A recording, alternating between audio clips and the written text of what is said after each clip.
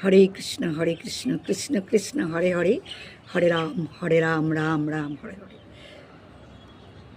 সকলের চরণে চরণ কমলে প্রণাম জানিয়ে সকলের প্রত্যেক জীবের প্রতি চরণে প্রণাম, প্রত্যেক জীবের প্রতি চরণতলে প্রণাম জানিয়ে আমার কিছুটা বক্তব্য রাখছি, তোমরা শোনো।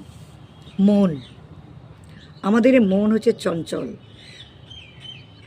ছোট থেকে যদি আমরা অভ্যাসযোগ তৈরি না করি তাহলে কিন্তু আমাদের মনের কোনো কিছুই হবে না, সফলতা অর্জন হবেই না।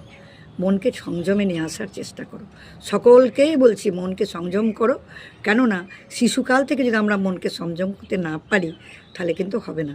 অতএব প্রত্যেক মা বাবার উচিত তার শিশুকে ছোটোবেলা থেকে একটু সংযমে আনার চেষ্টা। শিশু কি ছোটোবেলা থেকে কৃষ্ণ নাম করবে না, করবে না, তাই বলে তাকে জোরও করবে না।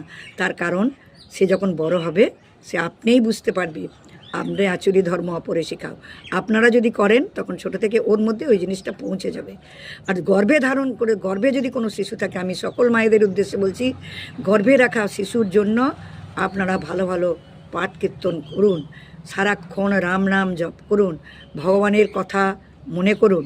আর একটা কথা, প্রহ্লাদ মহারাজকে প্রহ্লাদ মহারাজ যখন বাবার অত্যাচারে পীড়িত, যখন বলেছিলেন যে তুই যে এত ভগবান ভগবান করিস, তো এই থামের মধ্যে ভগবানকে দেখাতে পারবি। যখন প্রহ্লাদ মহারাজ ওই থামের মধ্যে বাবাকে দেখিয়েছিলেন হিরণ্যকশিপুকে, তখন লাথি মেরে উনি থামটাকে ভেঙে দিয়েছিলেন।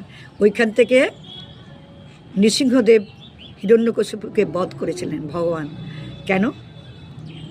ওর মৃত্যুটা ওর প্রার্থনাই ছিল, পূর্বজন্ম থেকে ওর হাতে মৃত্যু গ্রহণ করবো, এটা ওর মানে চাওয়া ছিল।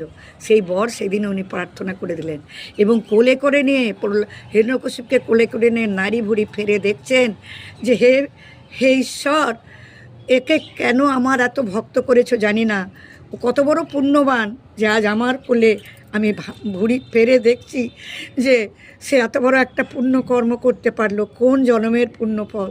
তাই প্রতিটি নারীকে দেখে দেখে উনি হাত বুলাচ্ছেন আর নিজে অনুতপ্ত হচ্ছেন ভগবান।